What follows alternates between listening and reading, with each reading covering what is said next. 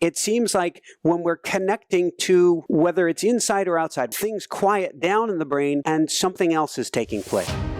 What's always exciting to me about science, especially when you do these kinds of studies, is that you're doing something for the very first time. When we looked at the person's scan during the prayer state, the parietal lobe would normally take our sensory information and help us to create our sense of self and make some sense out of how that self is related to the world. Their parietal lobe actually started to shut down. Ultimately, that was exactly what we had seen. That research ultimately allows me to do and think about is to actually explore what the brain is doing in ways that we have never done before. And so for me, again, it's a little bit of that Eureka moment. It's that moment of discovery, if you will.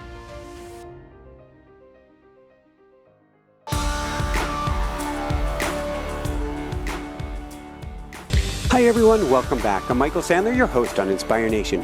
If you've ever wanted to know what enlightenment is really like and if there's a way to get there, then we have the How Enlightenment Changes Your Brain show for you. Today I'll be talking with best-selling author Dr. Andrew Newberg from Thomas Jefferson University in Philadelphia, a pioneer in the neurological study of religious and spiritual experiences known as neurotheology, and co-author of a phenomenal new book along with Mark Robert Waldom, How Enlightenment Changes Your Brain. And that's just what I want to talk with him about today, about the new science of transformation and what it means for all of us. That plus we'll talk about automatic writing, Sufis and brain scans, mediums and parietal lobes, why you might not want to study demons, what to do when being chased by dinosaurs, what in the world is a sea of infinite doubt, and the spiritual significance of unpopped popcorn on the stove. So welcome to the show, Andrew. Are you ready to shine? You bet. Let's go. Woohoo! So before we dive right into things, I've got to ask, what drove you crazy during your childhood?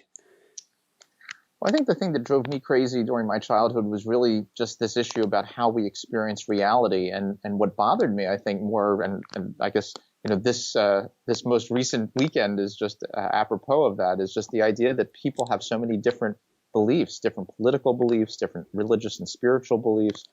And I sort of felt like, well, if we're all looking at the same world, why are we not coming to the same conclusions about it? It seems like we should all kind of look at it the same way, and yet we don't. And not only do we not see it the same way, but people get awfully angry and even violent at times when people disagree with them. So I started to really think about this issue about how we perceive reality and how we try to understand what reality is. And I first started by looking at the human brain. I figured, well, it's our brain that helps us to do all of this and see the world. It must have something to do with what's going on in our brain. And I looked at science and how science could tell us something about the world. But as I got into that, I realized also that there was still sort of something missing, that science didn't quite get me all the way there. And when I actually when I got into college, I started to think about, well, maybe the philosophical perspectives and the theological perspectives, maybe these other religious and spiritual traditions had something to say about that. And for me, it actually became very much of an internal reflection, an internal contemplation, a philosophical meditation, if you will, that I just spent a lot of time really reflecting on how I perceive reality and how that may or may not be similar to what everyone else sees in reality. And finally kind of coming to terms with the idea that maybe I need a little bit of science and a little bit of the spiritual to figure out the answer to these big questions. And so that's what kind of led me, at least initially, into this whole field of neurotheology and trying to understand the world around us by somehow marrying science with our religious and spiritual selves. So from there, maybe you can share with us a little bit about what you call the little e experience and the FMRI, and explain what that is for people who haven't been in the torpedo tube. So, the fMRI is a way that we can look at what's going on in the brain. And actually, over the past 20 years or so, I've actually studied a lot of people's brains doing all different kinds of religious and spiritual practices. You mentioned some in the introduction, Brazilian mediums in trance, Sufi practitioners, people speaking in tongues. And actually, a lot of times we've used a kind of imaging modality called SPECT imaging, which stands for single photon emission computed tomography. And this is a way of looking at activity levels in the brain, just like an MRI is. We've also started to use MRI as a way of doing that. The downside to an MRI scan is that while the technology is excellent and can give you very detailed pictures of the brain, as you mentioned, you're kind of shoved into this tube and you got to be lying there very still, and you're kind of strapped in there. It's very noisy. It's not exactly a spiritual environment. Although I'm told many people actually feel like they need to pray a lot when they're in there. I've been unfortunate of being in there numerous times, and I actually have taken it as an opportunity, because it's such a claustrophobic space, to go on a beautiful meditation adventure. That's right. And then it's not a problem at all. Exactly. And I actually fall asleep in it usually. So, one time I fell asleep so deep they were getting nervous that I was completely unconscious or something like that. But anyway, we use those scans to look at the brain during different types of practices, different types of experiences. And you mentioned one of the first ones that we talk about in how enlightenment changes your brain, the idea of the little e experience. And part of why, when we first started to talk about the enlightenment experiences that people have, we realized that there's a continuum, and we realized that people can have, anywhere from kind of a very mild type of experience to these very, earth-shattering experiences that change everything about you. And I think that part of the reason why we thought about this as a little e experience is the idea that it actually helps everybody understand a little bit about what those big experiences are, because we've all had those little e experiences. We've all gotten those little aha moments, those little Eureka moments. Maybe it's solving a problem in school, maybe it's resolving some issue at work, or how to, what career path to take or something like that, where you suddenly, you get it. And so we all have these kinds of small experiences that still nonetheless can have a great deal of power over our lives. They may change the direction of our life or something like that. They may give us some new insights.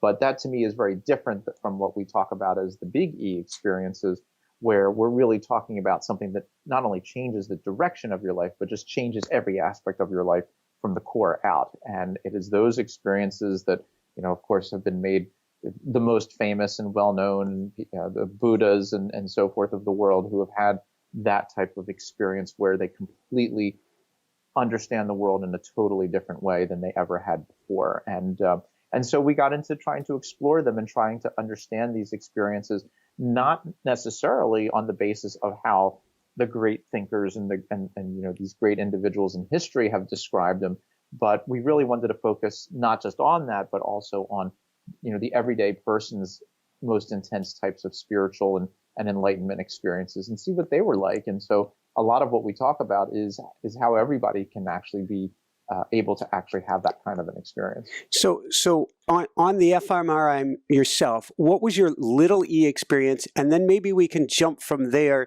into what a sea of infinite doubt has to do with anything. So, I certainly have had, a bunch of the small experiences, and it's always difficult to know exactly how to categorize them when you've had them yourselves. In fact, that perhaps one of the most important aspects of the big E experiences is that they are ineffable, they're indescribable. And so trying to figure out exactly what we can say about them and how we can understand them is not easy. But for me, the way I kind of pursued this philosophical meditation was the idea that, well, if I really wanted to get at what was actually real in the world, I would have to do my best to really make sure that I knew something. And if I didn't know something, then I said, well, it doesn't mean that it's wrong or it doesn't mean that it's right. But to me, it was something that I would place into what I referred to as a kind of realm of doubt. And so I started to think about the ways that I thought, my language, different views on logic and science. And each time I kept feeling that there was certain things that I couldn't quite address or answer. And so it became just kind of this growing pile of doubt, so to speak. As I ultimately went between my college and my medical school career, I felt like, before I start my medical career, I really want to know what's going on. I feel like I need to get a better handle on this and come to some kind of answer. And so I spent that summer really in a fairly deep amount of meditation, almost on a daily basis, a couple of hours a day, trying to think about these questions. And eventually, for no particular reason, it kind of hit me that as you mentioned, I have no better way of describing it other than to say it was kind of a feeling of infinite doubt. The idea that everything was doubtable and that there was never a way for me to get any closer than that. When I was describing this experience to my co-author, Mark Waldman, he said, well, that must have been one of the most horrible experiences you could have. I mean, here you are trying to find the answer to all things, and you've come to the conclusion that there's no way to answer any of these. And I thought about that for a minute. I said, but what was funny about it was that it was really one of the most comforting, one of the most amazing experiences that I had, because I felt like I no longer needed to, I surrendered to that experience. I felt like I no longer needed to engage those questions in quite the same way as I had before with that angst, but it was somehow okay to be just seated in doubt, and it was okay to use that doubt as a motivator, as a way of asking questions and going forward. It's pretty awesome to me. What I'm hearing is you went from here, I'm pointing to everybody, to the head, and you drop down to heart. You completely bypass the intellect. We'll use that for all the research, but that's not going to be the driver anymore. Well, exactly. It was something that seemed to go beyond just the ability to have rational thought. In fact, most of the rational thought processes that I had kind of built my academic career around all seemed to be something that I couldn't be completely certain of. Mm-hmm. And I think to some degree, I mean, one of the things I talk about is that we're, as human beings, to me, one of the things that cognitive neuroscience has taught me is the idea that we are really trapped within our brain. Every cognitive neuroscience study that's ever been published shows that there are changes in your brain when something happens to you, whether you're perceiving the world or behaving in a certain way or feeling in a certain way. So if everything that we do, see, think, feel, experience is somehow being processed by the human brain, how do we know if that processing is right? And again, that was just part of what kind of fueled that notion that pushed me into this infinite doubt type of experience, where to me, there really wasn't anything that we could truly know. And it was, I mean, there were certain aspects of it that made it disturbing, but I think certainly that idea of being comforted by the doubt and feeling okay with it and being able to move forward from that, to me, I mean, that was 20 years ago or whatever, and I still ask lots of questions and I still try to find answers, but it seems like it's okay to do it now, and it doesn't lead me down a path of anger and fear and angst, but it leads me down a path of, this is just the continued path of who we are. Woohoo! I love it. There's so many thoughts coming up. First, I'm thinking of, and we've had many guests on talking about, like we had Manos Kafatos, co-author with Deepak, talking about You Are the Universe, and we were talking about quantum mechanics and how you, the observer, obviously clearly change your reality in of itself. So at the end of the day, there at least in our reality, there can't be an ultimate answer. That's right, and I think that I wrote a book called Principles of Neurotheology, and in there we talk a lot, or I talk very specifically about this sort of uncertainty principle that is a part of quantum mechanics, that we can only know the universe to a certain degree, but I actually talk about it in the context of the human brain, and not even because the human brain has a quantum element to it. Mm-hmm. You don't even need that to get to this uncertainty principle of the human brain, which is that because we are always kind of trapped within our brain, and we always are relying on those brain processes to provide us information about the world, we can never truly get there. And then certainly, then you throw in the other piece to this, which is, as now here I am, a scientist going after somebody's brain, somebody's experience. If I do a brain scan of somebody who's in deep prayer, there's no way for me to ever allow my consciousness to experience what another person's consciousness is. If they tell me that they're in prayer, I have to assume that they are. If they feel love, I have to assume that they felt love. And I understand what it means to feel love because I feel like I felt it myself. But it is really a challenge to understand what that other person is doing, and then somehow try to relate that all back to what's going on in the brain. Science can't know what your thoughts are. You can scan the heck out of it, but you're not going to get to the actual words, no matter how much you slice it. That's right. That's right. What was it like the first time that you started putting people in prayer or in meditation into the different scans? Right. Well, I not to overblow the experience, but in a much smaller way, it's like walking on the moon. I mean, what's always exciting to me about science especially when you do these kinds of studies, is that you're doing something for the very first time. And when we took that very first person doing prayer, there was no way for me to actually know what the person was going to do or what it was going to look like or how it was going to be experienced in the context of the person or what it was going to look like on the brain scan. So, I think that part of what that research ultimately allows me to do and think about is to actually explore what the brain is doing in ways that we have never done before. And so for me, it is that, again, it's a little bit of that Eureka moment. It's that moment of discovery, if you will, that you just don't know what it is that you're going to see. And if you're going to get an answer that you think is consistent with the way in which you think about things or not. That to me is always very exciting about it. So when you're first looking at the results, I mean, I was fascinated about the parietal lobe and the frontal lobe, but what were you seeing at first? Or maybe that is what you were seeing at first. And how did you even wrap your mind around that paradigm? Well, I mean, part of why we got into the whole thing in the first place, just to take one quick step back. Sure. So, I was very, very fortunate that when I was in medical school, I met two people who would really guide the future of my career and also kind of pushed me even further into the whole field of neurotheology. And one was a brain imaging person who got me involved in doing all kinds of research studies looking at Parkinson's disease and Alzheimer's and depression and so forth. And then I also was working with another mentor who was interested in the whole religion and the brain kind of questions. And he'd actually been asking some of these questions since the early 1970s.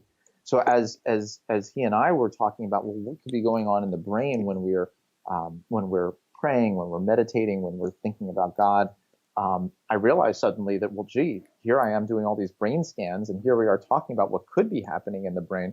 There's a way for us to merge the two and bring them together so that we can actually find whether or not the ideas that we have make sense and whether they're supported by actual data.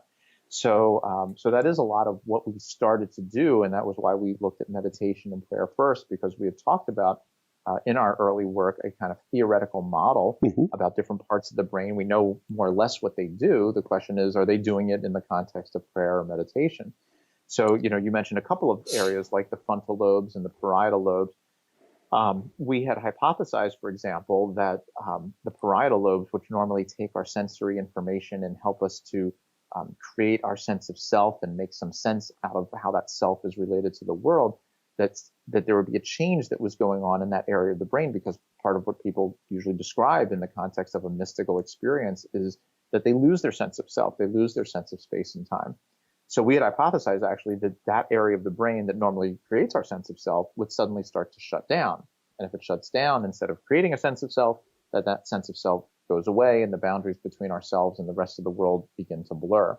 So, that was, for example, one of our key hypotheses. And so when we put the person into the scan and we said, we want you to go and pray, and we talked to them about the kind of experiences that they were having, this notion of losing the sense of self, of becoming intimately connected, becoming one with God, we had hoped that we would see that change in the parietal lobe. And ultimately, that was exactly what we had seen.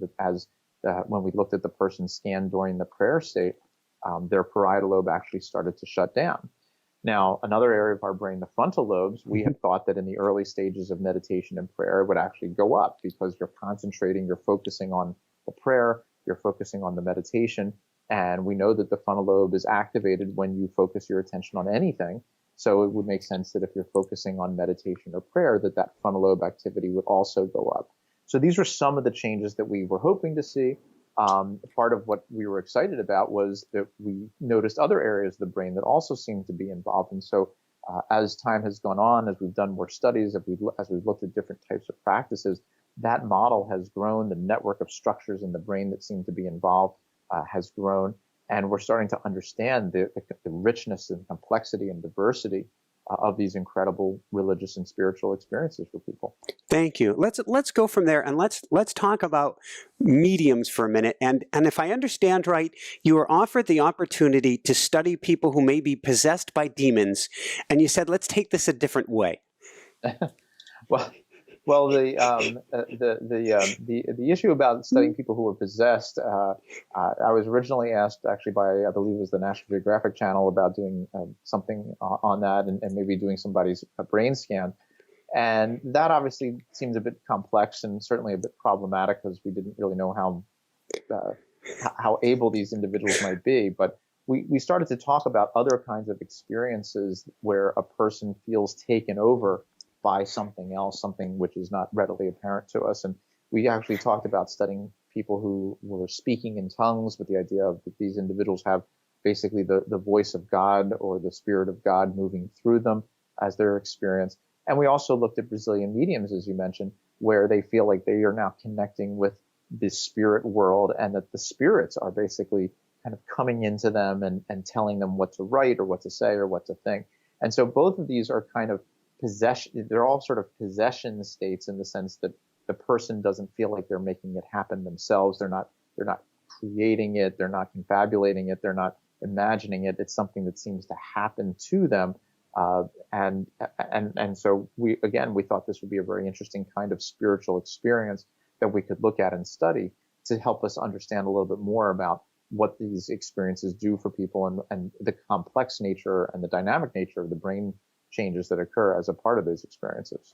So can you tell us then, for instance, frontal lobe involved in activity, in writing, in communication, what was going on in the frontal lobe once people would get into either the state of speaking in tongue, which you're talking about from the Pentecostal church specifically, or mediums where there's a lot of communication going on at that point? Right. Well, what we had hypothesized is that while, when just a few moments ago, we were talking about how when you're in a meditation state, you're increasing the frontal lobe activity, that the reason that you're doing that is you feel like you're purposely making it happen. You're concentrating. You're the one who's doing the meditation.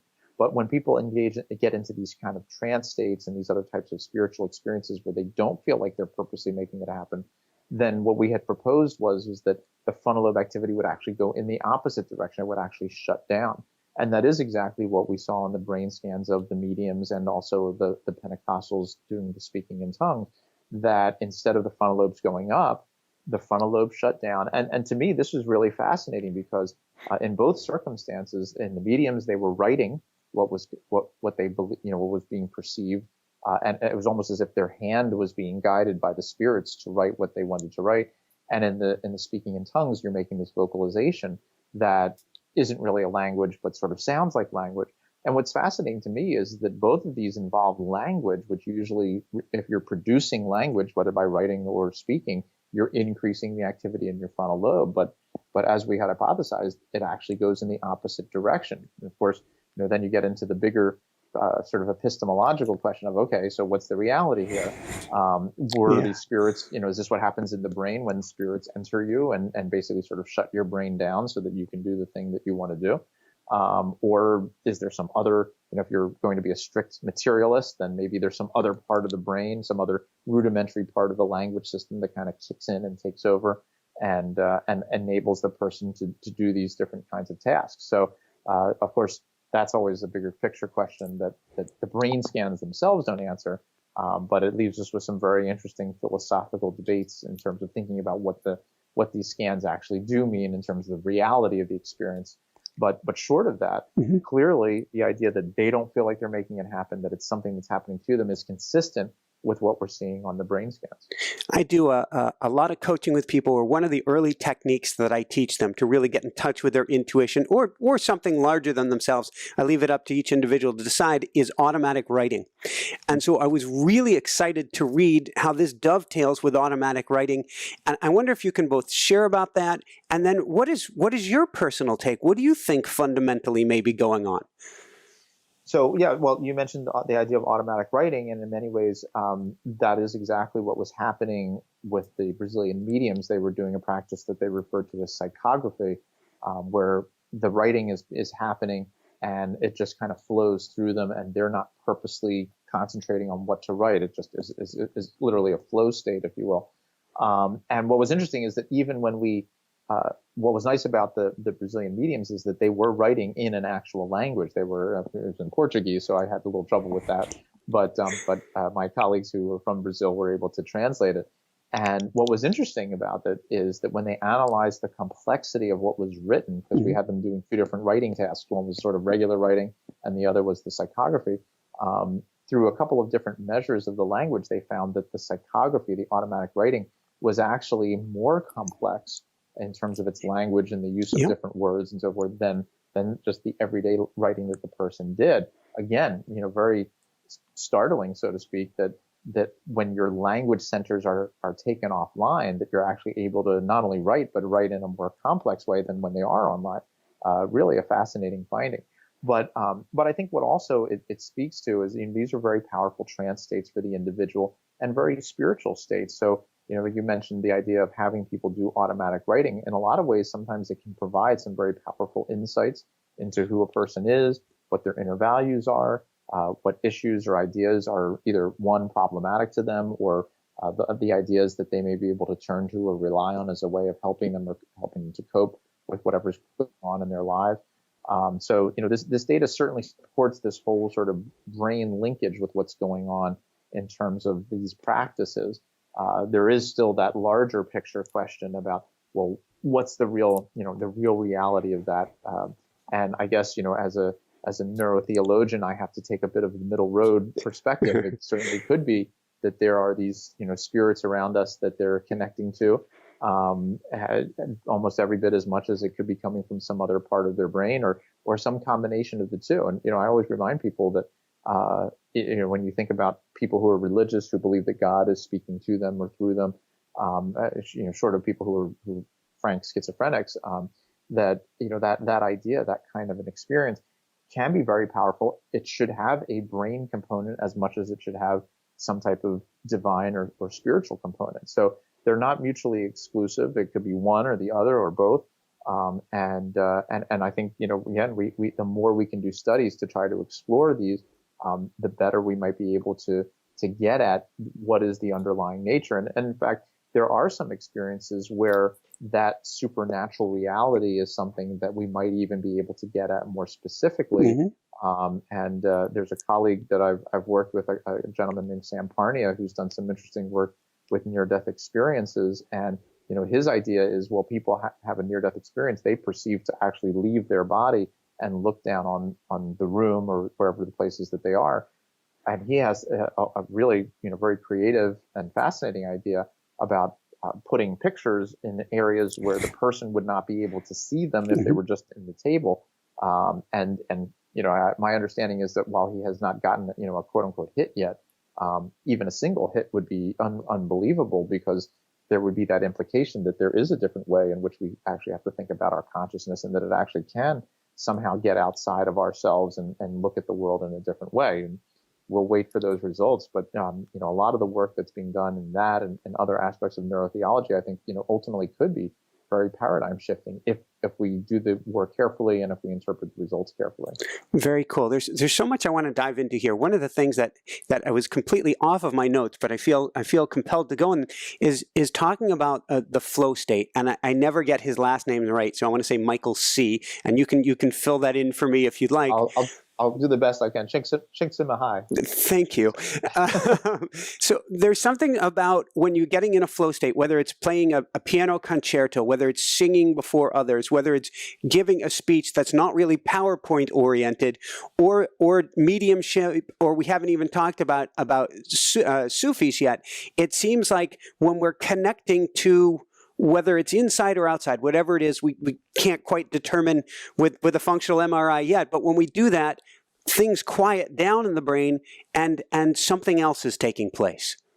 Yes, I mean, a lot of people have again hypothesized that these flow states are related to what they refer to as hypofrontality, and that is consistent with the results of a number of our studies, that when people get into these trance states, these altered states of consciousness where the person loses that sense of self, and loses their sense of sort of purposeful behavior, that frontal lobe activity seems to go down, and that seems to be part and parcel of those experiences.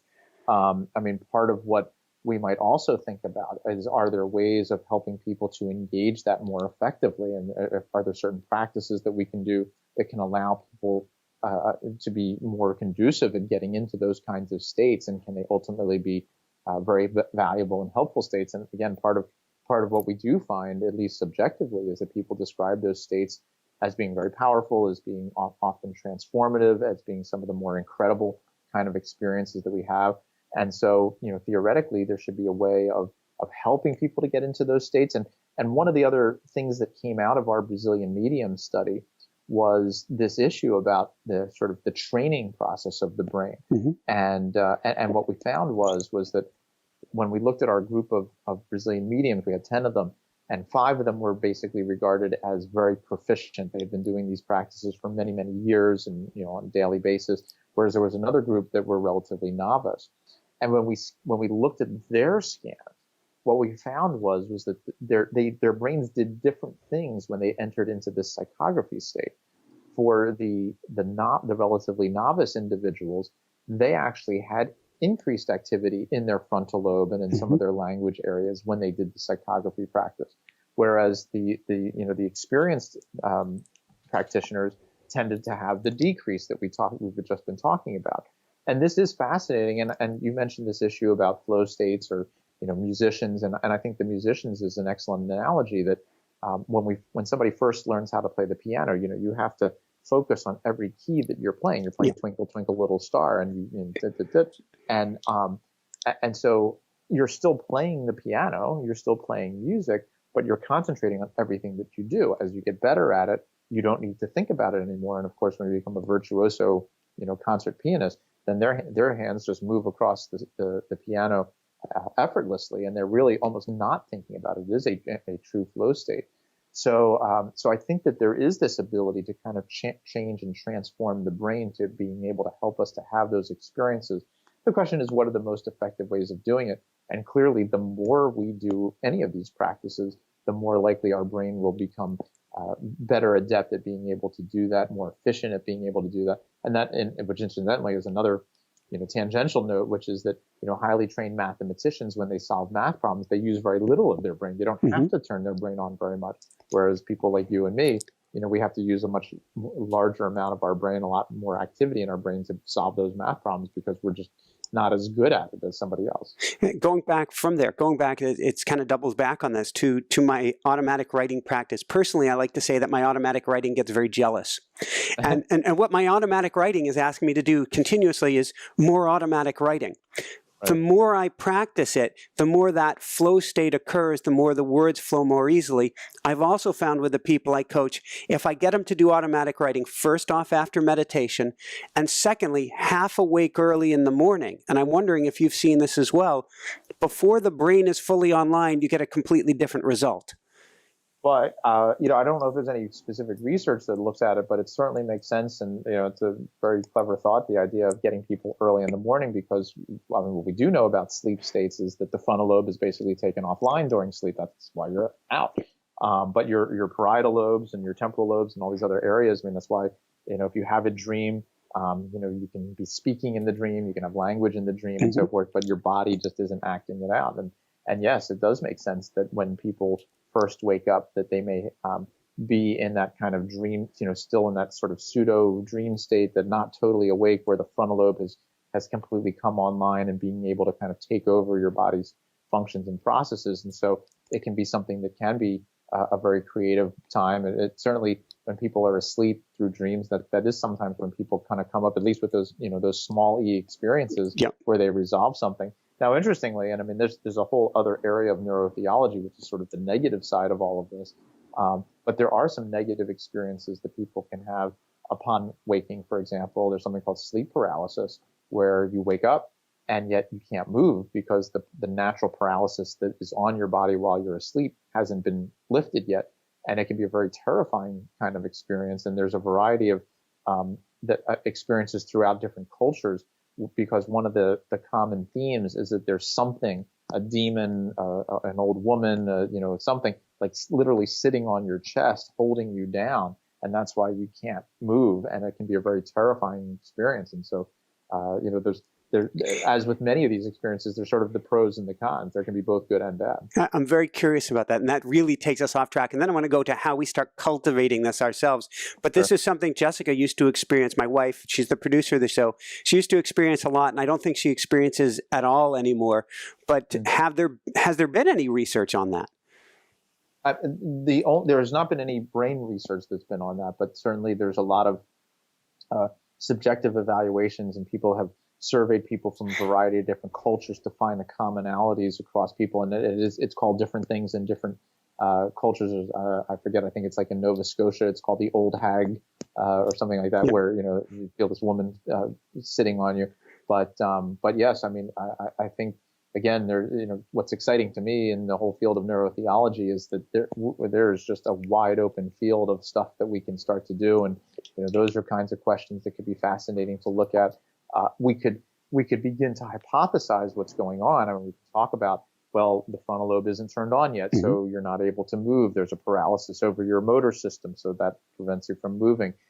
But then also the fear and the negative emotion that's affecting your limbic system, your autonomic nervous system, and we can start to put together what those different aspects are. And we've also thought about it in the context of the sort of those bigger E Enlightenment experiences, which actually more uniformly are very positive, where people feel elation, joy, immense love, awe, very, very intense experiences, very intense emotional experiences that I think are very much a part of this process, and are part of the religious and spiritual part of ourselves, and really the ability for us to look at that through neurotheology, I think could help us to answer a lot of questions about those experiences. Thank you.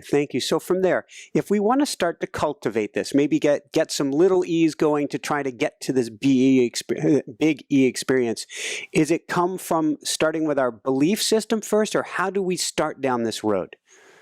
So, part of how we got into this whole discussion about enlightenment was based on two lines of evidence, and we've talked a lot about one of them at least, which is the imaging part, and how we look at the brain and during these different experiences. The other, which became a very big piece of all of this, was an online survey that we ran of people's most intense spiritual experiences. And we asked them all kinds of questions about who they were and their religious background, and then about their experiences themselves, and how they happened and why they happened, and give us even a full description, a narrative description of them. And from all of that, one, we've learned about some of the core elements, core components of those experiences and how they relate to the brain. But we've also seen a little bit about how people get into those experiences. And I mean, the short answer is that, there's virtually an infinite number of ways in which people can get into these kinds of experiences. But short of that, I mean, part of what we also have the opportunity to look at are whether there are any more systematic ways of trying to do that. And we do offer this in the book, that I think that there's a couple of very key steps that people need to think about. And one of the first ones really is, what is enlightenment? What does it mean to you? What is it that you are hoping to achieve? What are the goals of that? Because part of it is to have some sense as to what's going to be coming down the road, and to some degree to prepare oneself for that. And by that, I mean, it comes back a little bit to the infinite doubt that we talked about with me. That was part of a process. It didn't just happen out of nowhere. It was something that I spent a lot of time thinking about, and in many ways preparing myself for that. I kept questioning, kept doing this. So I think it becomes important for somebody to say, yes, I'm ready and open for this kind of change. This is the kind of change that I ultimately might be looking for. And then to me, one of the critical pieces, which is also where that sort of, infinite number of ways about getting it is kind of seen, is to develop that process for yourself, is to develop the rituals that work best for you. And whether it is a meditation practice, automatic writing, hiking in the mountains, sailing on the sea, whatever it is for you, those, trying to figure out that ritualistic element that works best for you, that ultimately can lead you down that path towards enlightenment. Obviously, there's never a guarantee. I wish there was. I wish I could say, okay, you do these 3 things or 5 things and it'll happen to you. There's no way to know that for sure. But these are all parts of the process that seem to be part of most people's experience. And then, of course, part of it too, and we've discussed this a little bit, is this notion of kind of surrendering oneself, letting it go, and to sort of stop trying to get it. And that was actually, I forgot to mention this in my experience, but part of what I had kind of come across in my own mind was my old Hindu teacher in college, where he said, sometimes you strive for enlightenment, you strive to get the answers, but sometimes you have to just sit there and wait for it to come to you. And so, and that's that whole idea of just kind of release and letting go and surrendering to just letting it happen.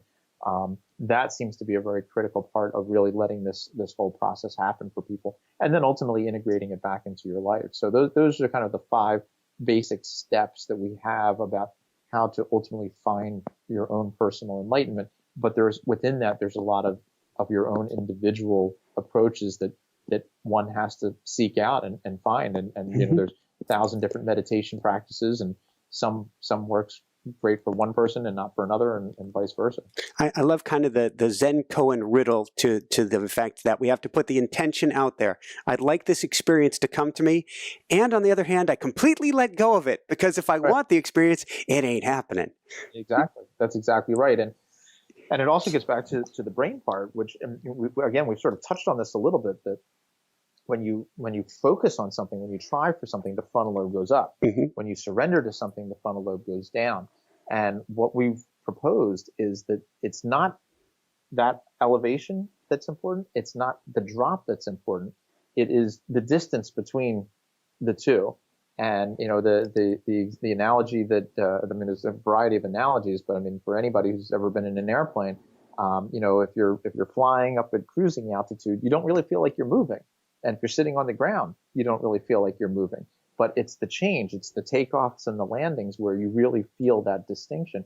And that is what we think is actually driving the experience, at least from the perspective of the human brain, that, it's going from that high level of activity that you might get through a practice like meditation or prayer. And then suddenly, as you surrender, it goes way, way down. And that magnitude of the drop is part and parcel of what creates that incredible experience for the person. And in many ways rearranges the person. You had mentioned the idea about the creativity piece and how the frontal lobes, if you can kind of get them at a place where they're not quite on, then that's where those experiences and those flow experiences can happen. Well, again, that's part of how we understand it as well, that normally your frontal lobes are kind of regulating all of your ideas and all of your beliefs.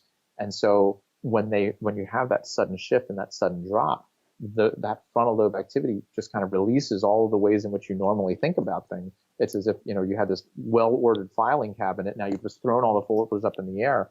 And then as the experience dissipates, you're sort of shoving them all back in. But now you think about the world in a completely different way.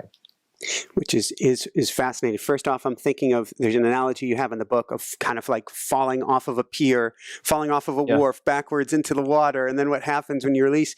And then I'm thinking, I'm not going to call them big E, little E's. They are NDEs, but my 2 experiences of the integration piece is a bear after everything's been completely reorganized. Yeah. And I mean, that's where, you had mentioned also about, how much is it your beliefs? There's, and it depends. I mean, we got about 2,000 people's descriptions of these experiences. And for some, the experience was very consistent with their belief system. So maybe someone who was Christian, had this experience of being one with Christ, and the whole thing just kind of fit together very nicely with who they were. But there's also plenty of examples where the experience was completely different from anything that they had previously thought about or believed in.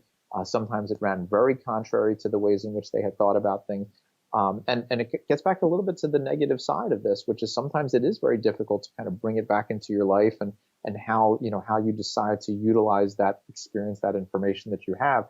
But what most, at least, the one thing that we can say is that, by and large, over 95% of people, the experience is so incredibly compelling that they really have no choice. I mean, they can't ignore it. And so they have to find some way of integrating it. But sometimes it can be a challenge. And, a lot of times what happens is people go to people who they trust. They may go to a family member or to a clergy member.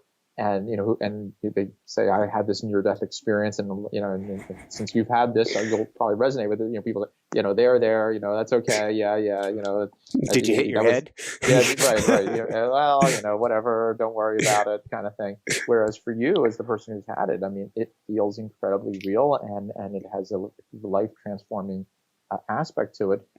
And so it can be frustrating and anxiety-provoking or depressing, depending on the circumstances, and very challenging for a person to figure out the best way to make it to bring it back into their lives. Let's go from there. Let's talk about, later in the book, you have a section, Intensifying the Experience, and you give all these different exercises that people can use. I wonder if we can start with like the most basic, the power of staring at a piece of paper. Well, again, there are so many different ways of trying to get into these experiences. And as you said, we give certain examples that, work well for some, but not others. And, the one that we're talking about there in terms of just kind of bringing your attention, bringing your focus to something, to anything. And some people like to have an actual object like the candles. For us, we found that sometimes just staring at nothing in particular can be enough, that you just kind of bring your brain, bring your mind to that kind of an experience. And it has a little bit of that Zen koan element too, because you're sort of staring at something which turns out to be nothing, and that becomes part of that experience as well. But again, part of what we're looking at is that you're kind of ramping your brain systems up as you do this process, and so it allows you that when the experience ultimately happens, when you have that very profound drop in that frontal lobe activity, that it becomes a very, very powerful experience for you, and that's part of what we mean. And we've talked about this in a couple of other ways too, with the mediums, that there's sort of that training effect. So, so the more you can do some of these different kinds of practices and find the ones that really work for you, the more you get your brain into those kinds of states that allow you to have that, or to give you the highest likelihood of having that kind of an experience. Beautiful. I'll mention a couple others that I found particularly interesting. Sure. First off, Om, the power of Om. Sure. Well, that's certainly not something that we invented. That's been around for probably a couple thousand years. As a sound, the idea of focusing on a particular sound or a particular phrase or concept, the more you bring your mind and your attention to it, the more you feel it reverberate within your body, and that's an important part too. And that's why certain things like the saying out loud of the sound Om. Not only does it have obviously a certain degree of spiritual meaning as well, but as you say it, you hear it and you feel the vibrations, and those vibrations are felt not only in your head but in your body as well. And even in some of my earlier work where we talked about how rituals affect the body, it's one thing to sort of cognitively say, okay, I want enlightenment, but it's another thing to feel it throughout your brain and your body, your whole being. And these kinds of practices, like saying Om, for example, very, very simple, but a very, very powerful practice, and something that you feel throughout. And that to me is a part of why that becomes a very powerful way of doing it. Thank you. I've been to a whole bunch. I've been fortunate in my earlier years, spent a lot of time on the Navajo reservation and spent a lot of time in sweat lodges and ceremonies. And I found the drums to be so powerful that if I come upon any sort of Native American ceremony or dance and there's drums going, I'm bawling. I'm just immediately crying and then completely entranced. Maybe you can tell us both about the power of drumming. And you said something I'd never heard before, and I was so awesome, which is you suggest that if people have trouble in their family or trouble with their kids, to crack out the drums and to go into like a family drum circle. Oh, sure. Well, the overall idea about drumming, at least from a neurophysiological perspective, is that, as we have our brain in our head, but we have what's called the autonomic nervous system that connects the brain to the body and regulates all of our basic body function. And a large way in which that autonomic nervous system works is through rhythms. So when you have different kinds of rhythms, whether they are fast rhythms or slow rhythms, they drive your body, they drive your brain in certain ways. And that's why, if you're getting ready to go out for that football game, you want the heavy beats and the very, very strong, very rapid kind of beating of the drums. And that drives what's called your sympathetic nervous system, the arousal system that gets you revved up, it gets you excited, it gets you energized, and you feel something very powerful, this whole powerful rush of energy, ready to do anything. On the other hand, slower drumming rituals, or slower drumming rhythms, I should say, drive what's called the parasympathetic nervous system, which is the relaxing one. And by sort of slowing it down and keeping a very low frequency, low intensity kind of drumming, then that can drive that calming system, and it creates a very powerful feeling of calmness, quiescence, and then part of what also happens, and as you mentioned in the book, we talk about this even in the context of kind of the group, that as you do it as part of a group, and whether it's you actually doing it or simply listening to it, it actually can kind of entrain each person's brain together into this same kind of rhythmic pattern, so that you're in many ways kind of resonating with each other. And it creates a sense of unity and a sense of connectedness of all the people who are in that group. The fast ones can do it too. I mean, that's why you do it at a football game, so the whole team gets together. But all of these rhythms basically drive the brain. In fact, part of what's happening is that it's affecting, it's taking away the activity in that parietal lobe. You're getting focused on this one kind of rhythmic activity, and so all the other sensory information that goes into your parietal lobe, that starts to shut down. You lose that activity in the parietal lobe, and then your sense of self starts to shut down, so that you feel that sense of connectedness with the other people in your group, or ultimately the whole universe, depending on what's part of that ritual. But that's why those kinds of rituals, and drumming rituals in particular, can be very powerful. But again, there's lots of ways of doing it, and it could be music, it could be creativity, it could be people get it through running and things like that. I mean, the rhythmic pattern of running. All of those are ways of driving these different brain systems to help people have these incredible experiences. Thank you. You mentioned unity, and the thoughts that came up were both forgiveness and meta-kindness. And I wonder if you can share from a brain perspective what's going on with either of those. I know they're both very different, but they have that unity component to them. Well, yes. I mean, certainly the sense of unity is a very critical piece to how we deal with other people, how we feel like we can connect with other people, our empathic side. And so a very important part of that is that sense of unity, that sense of oneness. There are some interesting issues that come up. I mean, when we feel connected to our family or to our society, then again, we feel that we're all part of that group. We feel connected to that group, and that sense of unity brings us together and creates a cohesiveness in our society. Now, interestingly, if it's limited to just that group, it actually can create aggression and hatred towards groups which are outside of that unity.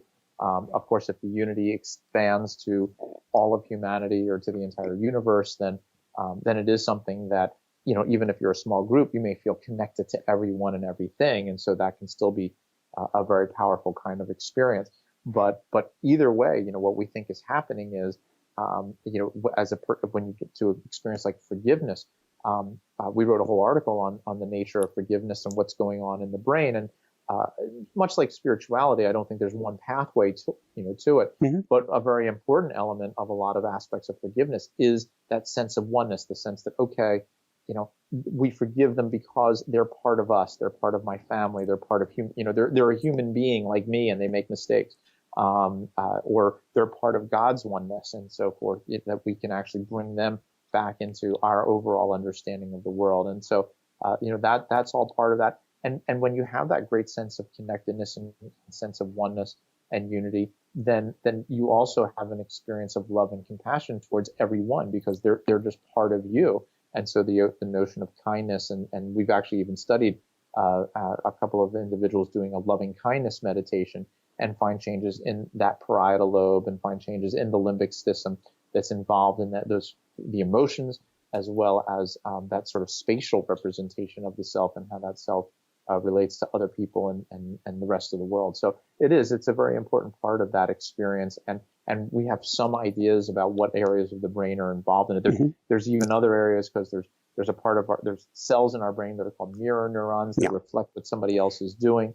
And so, as we feel that sense of unity and connection, those mirror neurons help us to reflect what another person is doing, feeling. If they're smiling, then there's a part of us that smiles. If they're sad, there's a part of us that's sad.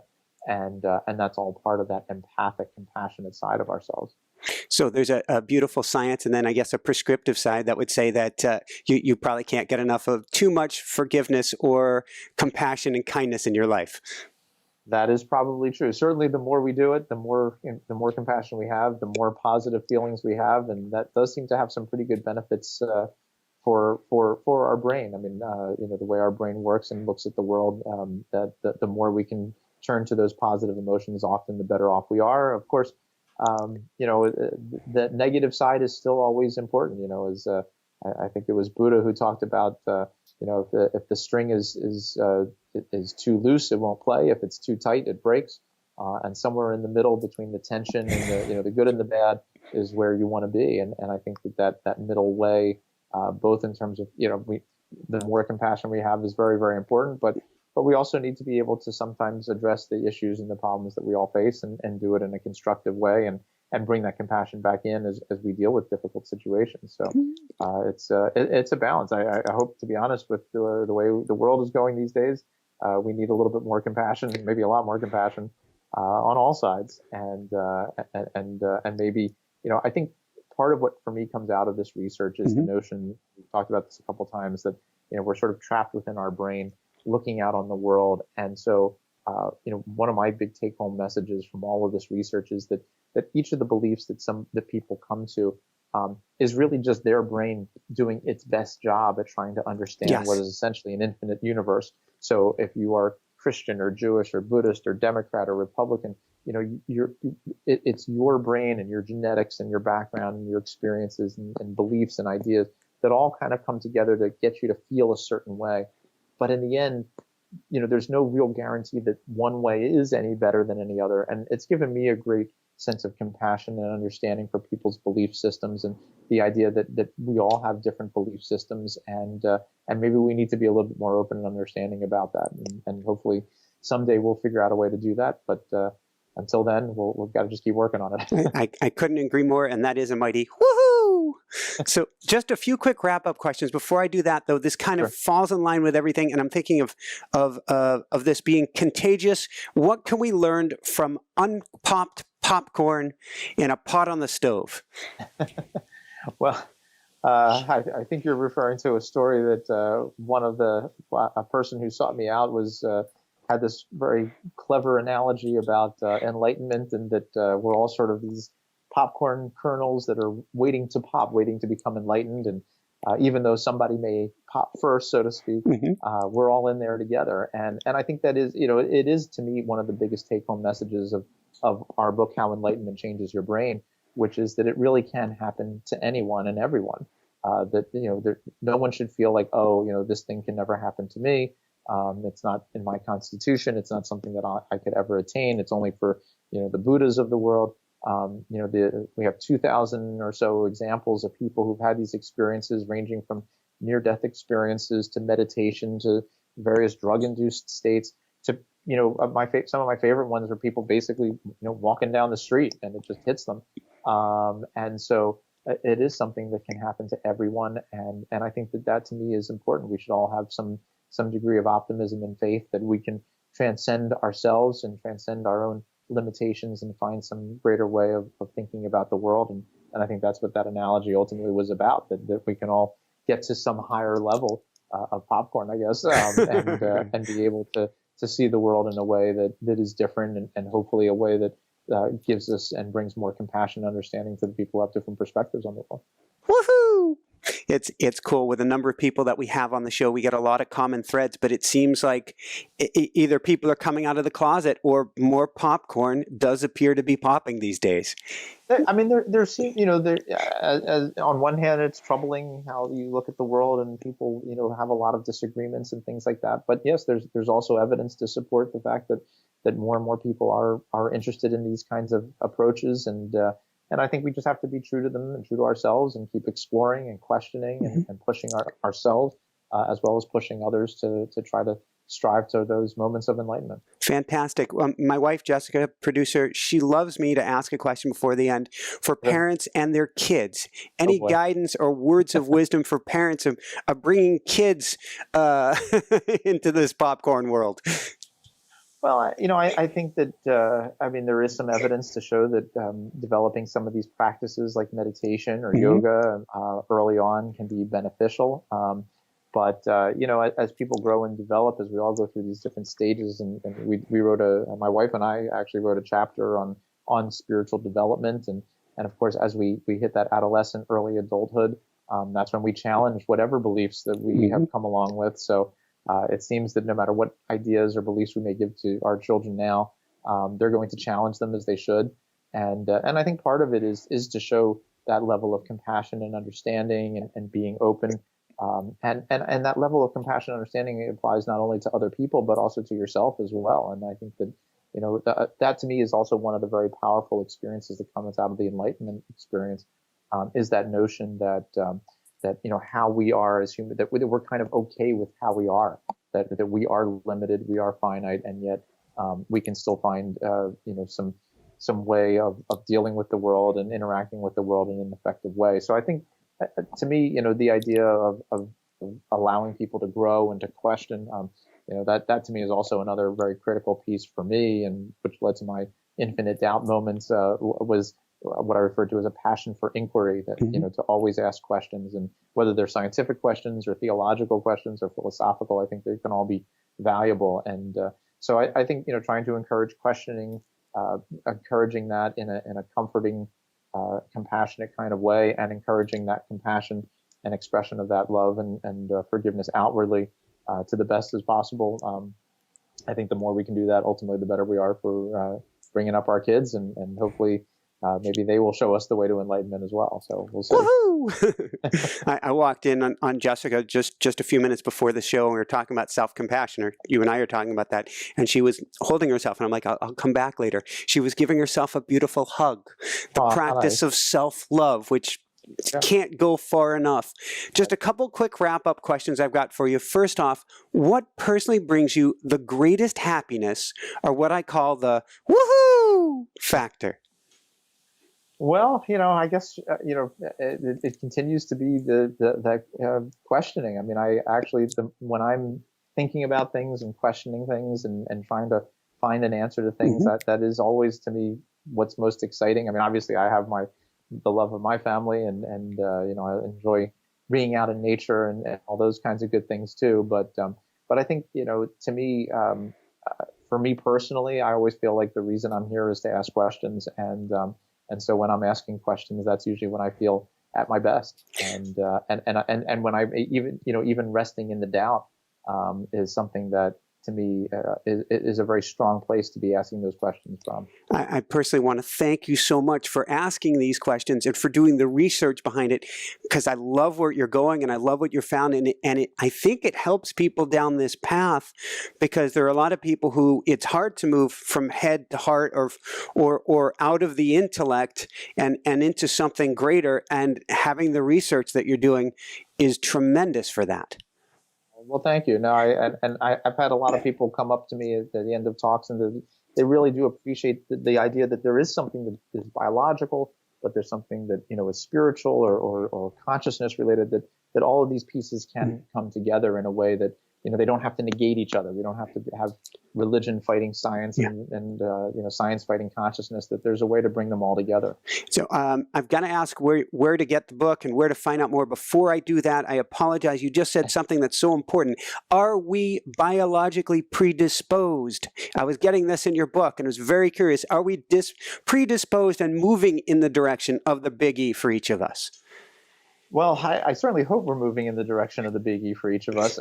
Certainly, I think a big take-home message from the work that we've done and from what we see in terms of our biology and the experiences is that it is something that we are all capable of having. So somewhere within our genetics and within our biology, we are able to get to these kinds of experiences. And there's a lot of growing data that supports that. It doesn't guarantee it for everyone. It doesn't mean we'll all be there. But I think within each one of us, we have those brain processes and those brain functions that can potentially allow us to get there. It's just a matter of finding that right path.